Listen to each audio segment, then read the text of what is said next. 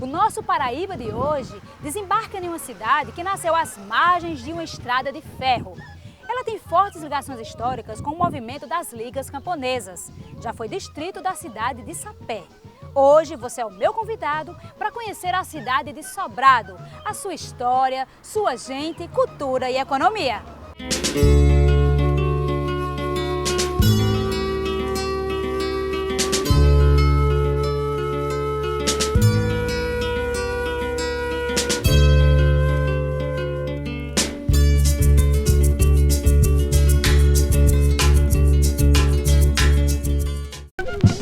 Sobrado localiza-se a 49 quilômetros da capital João Pessoa e foi elevada à categoria de município em 29 de abril de 1994.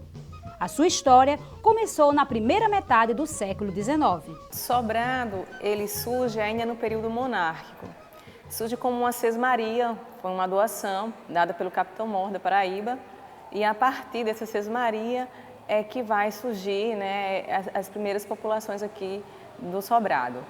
Por volta de 1800, foi construído o Sobrado, né, que é uma construção, uma edificação, um prédio, inclusive com sótão, e ali, né, passou a ser chamado o Sobrado, né, onde toda a população passava a se referir, ali próximo ao Sobrado, né, ali vamos passar por ali, o Sobrado.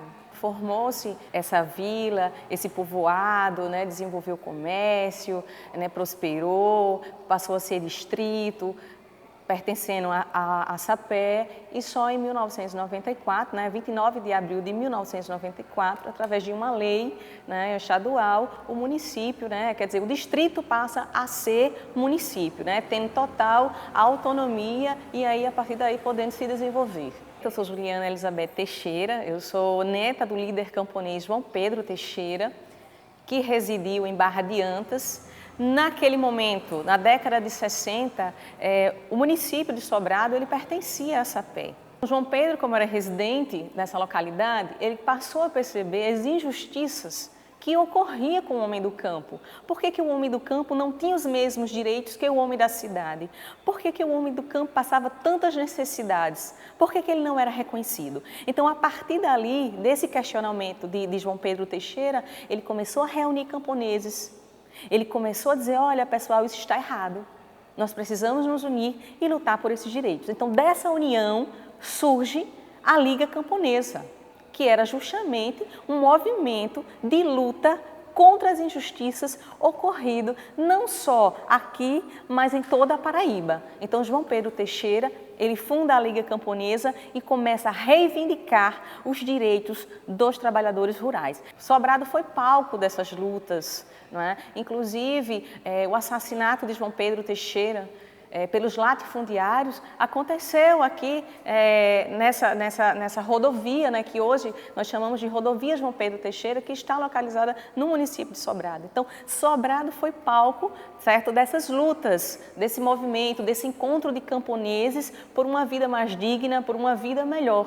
A nossa família foi totalmente desestruturada, não só pelo assassinato do meu avô, que deixou 11 filhos, minha avó ficou com 11 filhos para criar, né? Mas aí com o advento do golpe de 64, esses filhos, eles foram todos separados. Nossa família sofreu e até hoje sofre as consequências desses desmandos, dos latifundiários, dessas perseguições políticas. Tudo isso fez com que nossa família fosse totalmente separada. Minha avó passou quase 20 anos escondida, certo? Foragida para não ser morta. Né? E os filhos ficaram com a família. Então, para você ter uma ideia, atualmente é que houve um reencontro de toda a família, dos filhos.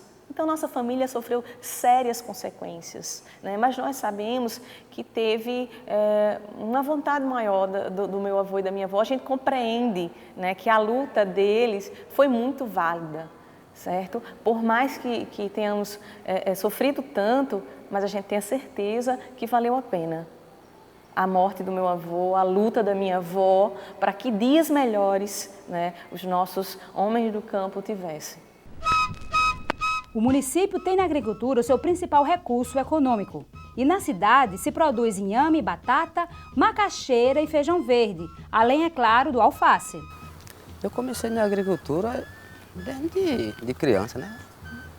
Agora, teve um tempo que eu parei, fui trabalhar fora, mas aí o meu lugar tinha que ser aqui, eu voltei novamente, né? Aí comecei assim, sem nada mesmo, assim, com a força e a coragem mesmo. Eu planto todo tipo de verdura de folhagem, né? Coentro, alface, cebolinha, repolho, essas coisas assim, pimentão.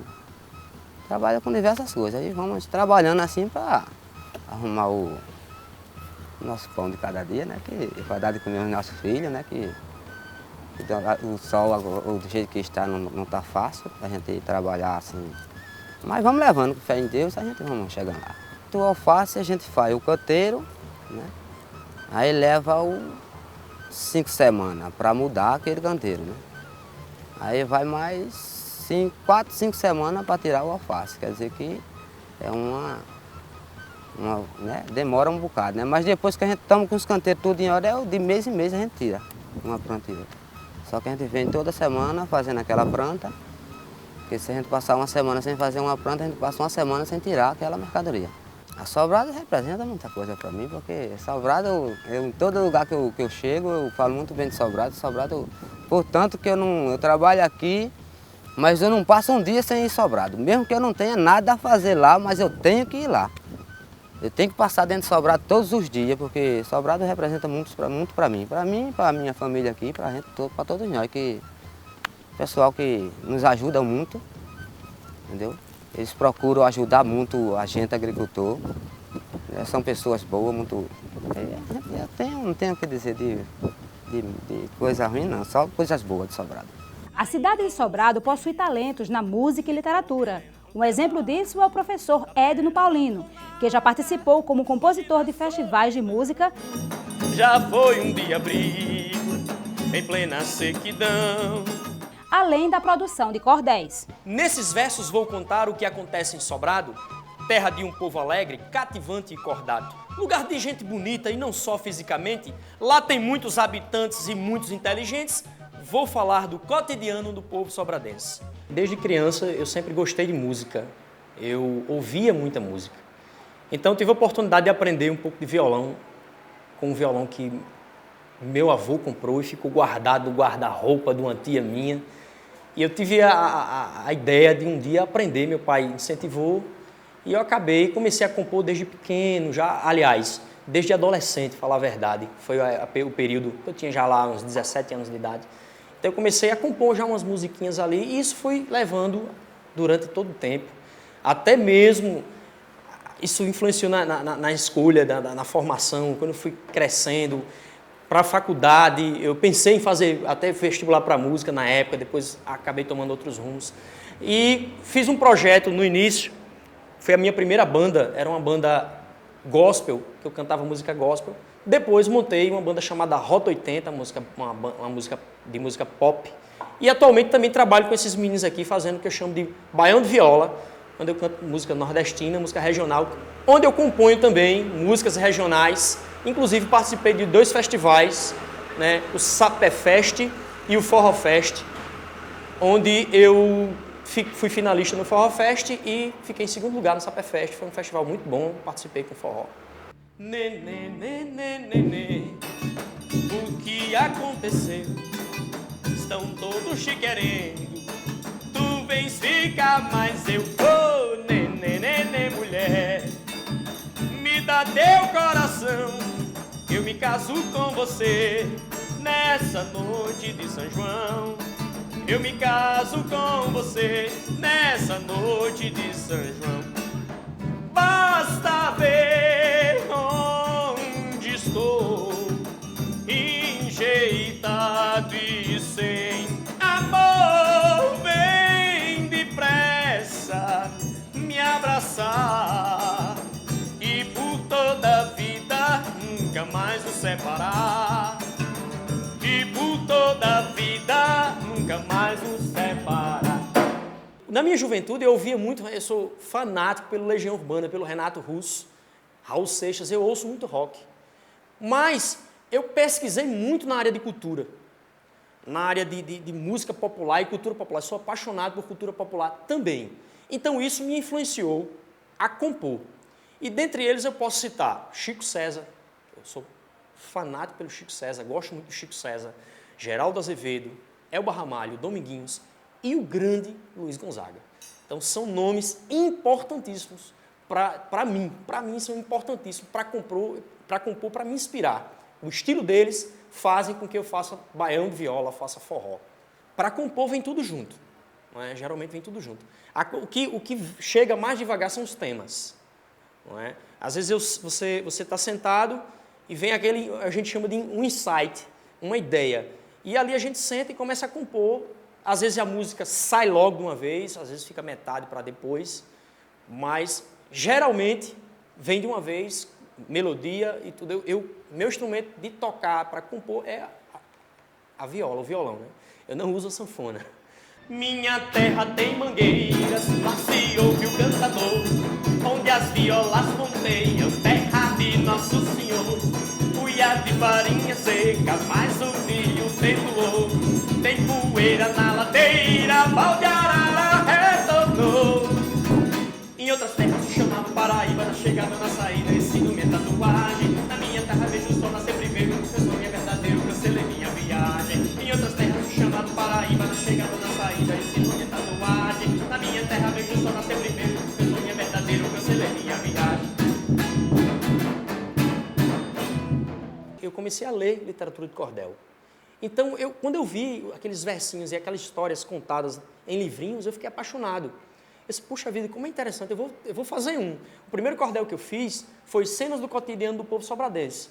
Foi um cordel, assim, que não tinha todas as normas, eu estava aprendendo, estava engatinhando, mas mesmo assim eu cheguei até a mandar para um colega lá de Guarabira, um colecionador, aliás, uma pessoa que me descobriu, e disse, Edno, você tem um estilo assim tal, isso me deu até um incentivo e continuei fazendo outros cordéis. Nisto também, meu pai, o Severino de Luna, ele também começou a fazer junto comigo, e eu passei a estudar a literatura de cordel mais profundamente.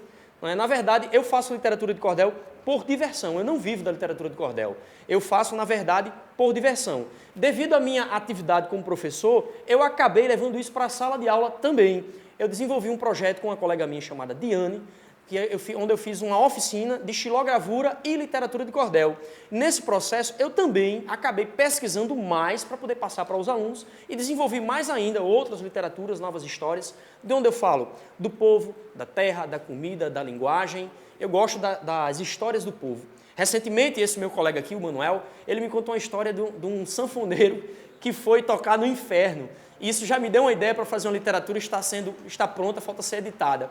Então, é dessa forma que eu consigo captar a memória do povo, as coisas do povo. Cordel é isso, é memória, é história, é cultura, fala da linguagem, fala da culinária do povo. Cordel tem dessas coisas, é por isso que eu faço literatura de cordel.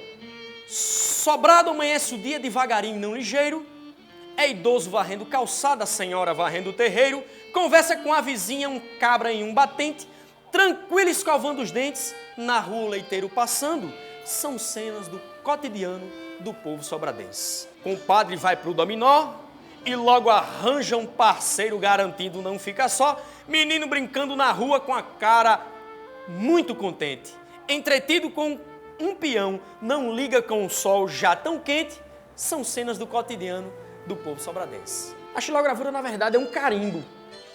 É um carimbo. Inclusive, a revista História, do Instituto Nacional de História, acredito, publicou uma xilogravura colorida que eu mandei para a Academia Brasileira de Literatura de Cordel, que fica no Rio de Janeiro.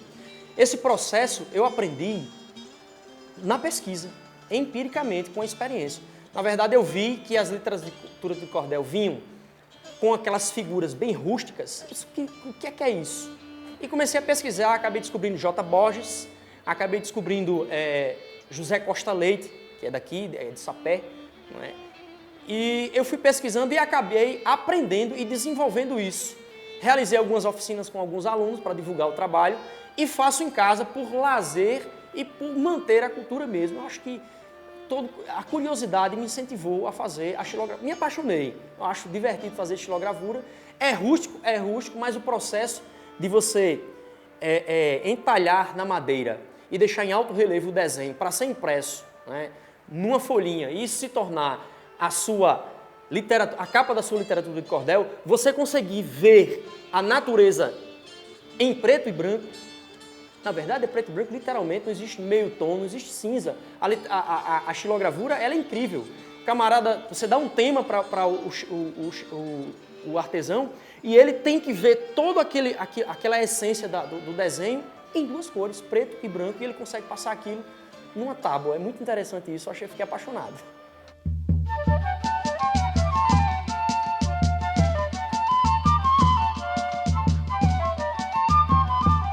Hoje conhecemos as belezas, a economia e a história de Sobrado, com sua produção agrícola, o seu povo e a sua cultura. Te aguardo no próximo encontro nessa nossa Paraíba. Na beira da estrada tem portas contra anéis, ainda ouço grito de fome dentro dela, da terra abandonada, hoje na solidão, já foi um dia frio, em plena sequidão, já foi um dia frio, em plena sequidão.